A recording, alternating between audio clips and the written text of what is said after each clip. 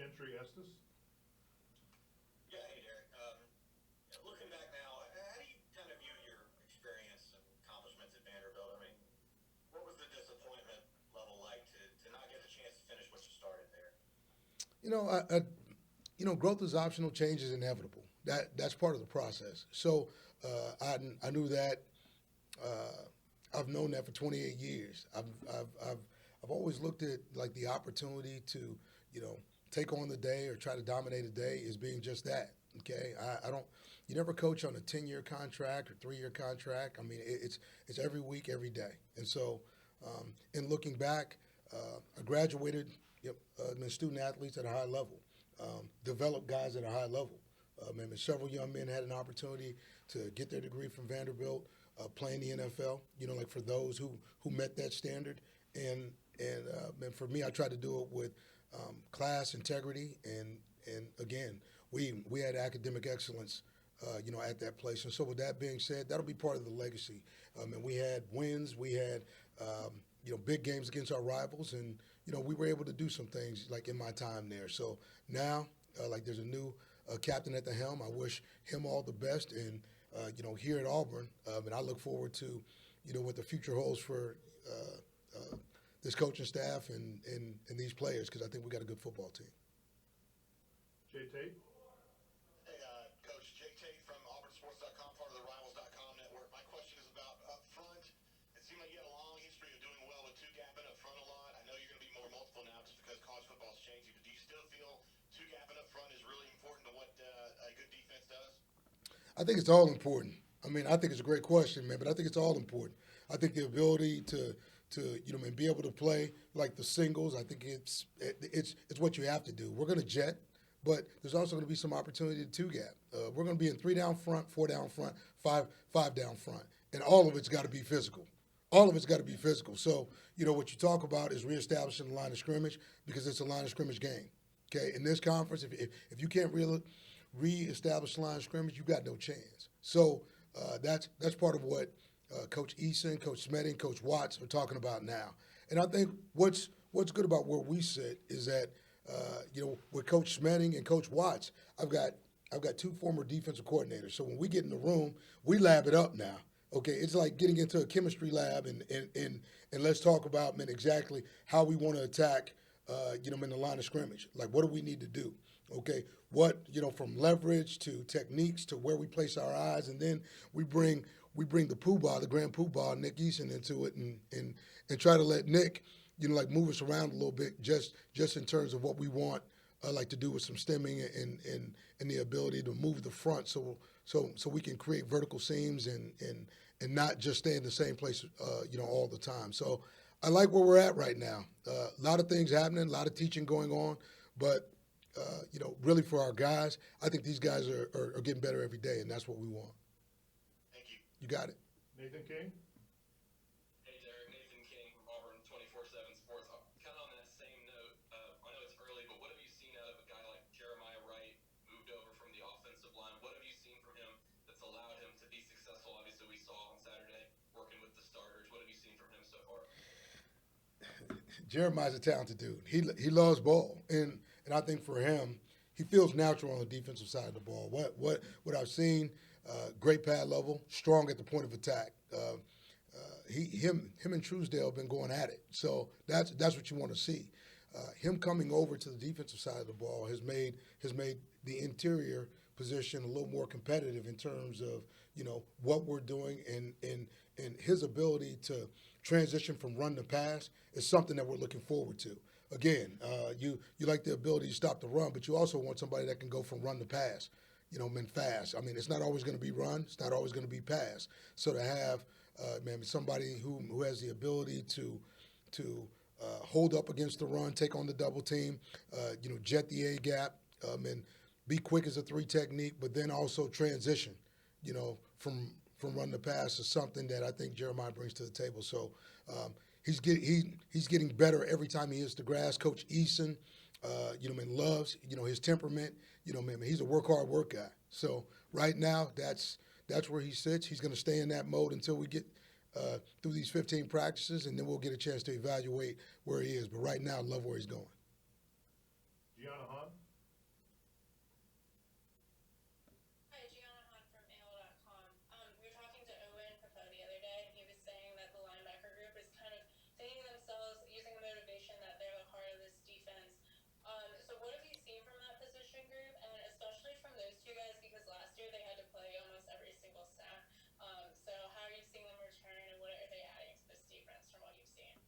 Gianna, when you look at the linebacker group, as a whole, I think it's probably our deepest group. There's depth. Obviously, Owen and Zacoby played a tremendous amount of snaps. We're taking some snaps, off of these guys, but these guys right now, collectively as a group, they're fast, they're sudden, they get it, they're physical. They're probably the most communicative group right now. In terms of just being able to talk about what they see. I think they've bought into what Coach Smetting is selling. I think for these guys, they've enjoyed the ability to do multiple things like in this defense. And what we're going to try to do, is find the one-on-one matchups. We're gonna let them run and hit like when they need to run and hit, but we're also going to make sure that they have a chance to rush the passer. So this linebacker group is going to be a versatile group. You're going to see a lot of guys playing, and hopefully what we're able to do is put these guys in multiple positions so that at times they're going to be running downhill, they're going to be dropping, and they're also going to be in coverage. So nowadays with all the spread offenses, man, you got to be a multiple position player. And these guys, this group right now is probably the most diverse group on our football team in terms of defensive unit structure.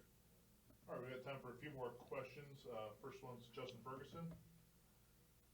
Justin Ferguson, Auburn Observer. They're edge guys in your defense. What do you think of them so far? What you've seen out of them, and what all do you ask those guys to do in kind of the way you want to play your defense? Yeah, Justin. Again, for us, as we've had a chance to put these guys on the grass, you've seen our edge guys walk in space. You've seen our edge guys rush off the edge. They've got to be able to play the run. So I think, as an edge guy in this defense, you better be ready to drop. You better be ready to match. You got to be able to go from run to pass in terms of, pass rush ability. And I think these guys like it. They play right and left. So they're never going to be in the same spot, like more than like 2 consecutive plays. So with that being said, it makes them smarter. They're much more versatile in terms of what's being asked of them. But by the same token, they like showing their skill sets. That's one thing about these guys. Everybody wants to do everything. And I told them, as long as you give us the effort, in terms of what we're doing, I don't care about the mistakes right now. We're going to make mistakes. Football is not a perfect game, and we're going to make our mistakes. But let's make sure we make them fast. Let's make them physical. And I think that's the mantra of the outside group right now. Wreck anything that I see. Run, pass, man, it doesn't matter. If it's moving, I'm going to hit it. So let's go. Brian Matthews. Hi, Derek. How you doing? Brian Matthews, AuburnSports.com, part of the Rivals Network. I just wanted to ask you about the secondary. You got the 4 cornerbacks coming back with starting experience. You brought in the Haddon kid, a junior college player, and then you got the Miller kid from West Virginia coming in. That's 6 cornerbacks that could potentially be starters in some programs. How do you get all those guys on the field? Well, in this conference, as you know, it's not like you're going to be facing 21 personnel. Okay, you face 11 personnel, sometimes even 10 personnel, depending on who you play. So, like for us, the ability to have guys with position flex, because when you start talking about 6 corners, some of those guys can play nickel as well. So when you slide those guys inside, what's a nickel? A nickel is either a safety man who's got run pass flexibility, or a corner who can guard inside and show up in the run game. So I think having the depth at corner, allows us to move some pieces around to make sure that we get best players on the field and that we build depth when you talk about coverage. And this defense, man, you're going to have to be able to cover. So whether we're playing zone or man, it doesn't matter. You want guys with length, speed, athleticism, and I think that's what we have right now. Zach Etheridge is doing a terrific job, of having these guys understand what the expectation is from practice to practice. And with everybody learning at the same time, everybody's in the same boat. So, everybody's got the same opportunity to get better every day. So that's really what we're seeing right now. It's pretty competitive. Damio is not with us right now. He should be back second half of spring. Man, he's working through an injury. So with that being said, I look forward to getting him back. And when Drayshawn gets here this summer, you'll have all the full secondary or the full gamut of corners at our disposal. So we'll be able to move those guys around and slot, some of those guys inside so they can play some nickel. Bill Cameron? Yeah, Coach, you mentioned most of them, but it's obviously been a time where you're getting to know the rest of your defensive staff as well. Just talk about the relationships that you may have had with some of these guys, and I'm sure some of them you're still getting to know them, but it sounds like things are going pretty well. Yeah, it's going well. Zach and I work together, and so, Zach coaches the corners, but I identify him as a secondary coach. I don't want to put him as just a corners coach. Zach is a bright and brilliant young coach, but his energy, his ability to understand the game is far beyond his years. I mean, he's a great X and O guy, but guys believe in him. He understands Auburn. He played here, and he understands what this place can be. And so with that, it's been good to get his take on how he sees our group. Okay, man, what are we about and where do we need to go? Jeff Schmedding, again, was the defense coordinator at Boise, and so like me and Jeff, understand each other from the idea that he's coached safeties, he's coached backers, he understands the front seven, but he also understands back end schemes. So, like for us, again, we're like two scientists in the lab. We always get at one another, and we find ways to try to make it simple, try to make it better, but really just try to make it relatable for our guys. And I think our relationship is really good. Burt Watts, Burt came from Memphis, and played at Cal. I've known Burt for some years. Tremendous coach. Smart, understands special teams coordinator, but having been a defense coordinator, he brings, a lot of football intelligence, like to what we're doing. He's seen, what it looks like in spread, as well as some of the midline and edge attacks that we're going to see from offenses. So I like his experience. And then Nick Eason, me and Nick were together for a little bit, at Vandy, but I spent a lot of time with him when he was at the Titans. He was under Dick LeBeau. Again, you talk about 3-4 structure, his understanding of how to coach these guys, how to teach these guys, exactly what we're looking for in terms of the physicality, but also some of the finesse pieces that show up in some of the technical aspects of what they're going to be asked to do. So Nick is a consummate pro, terrific teacher, and I think that's the theme of this group. Not only are they experienced coaches, but they're great teachers.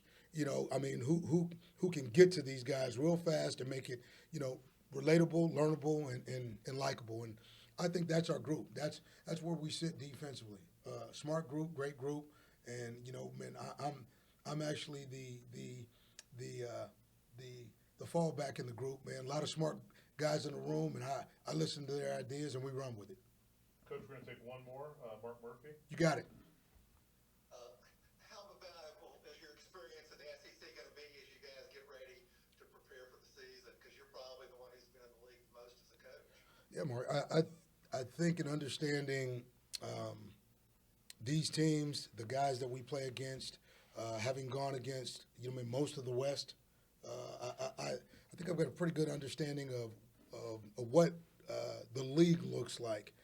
And I've been in rooms with those head coaches. I've seen most of these guys, on film, and had a chance to go against most of these guys in person. And so, looking at schemes, evaluating, coaching staffs, and looking at their experience as well as their rosters, I think it'll be helpful.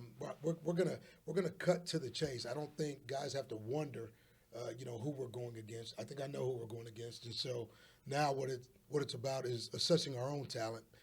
Putting us, in the best possible position for Auburn to go fast, because we've got 7 or 8 months, to get this thing going and get it going fast. And so we've cut to the chase. The chase is about recruiting, and developing your own guys.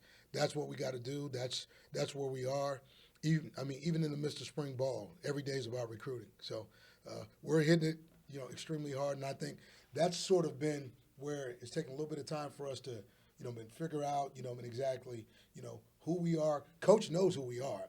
I mean, everybody just getting on the same page and now, going real fast. So that's where we're at. I look forward to seeing you guys at A-Day. And if we don't get a chance to talk to you, like before that, but excited to be at Auburn, excited to be on the Plains, and excited to be coaching this defense. All right, Coach. Thank you very much for your time. Appreciate it. You got it. Take care.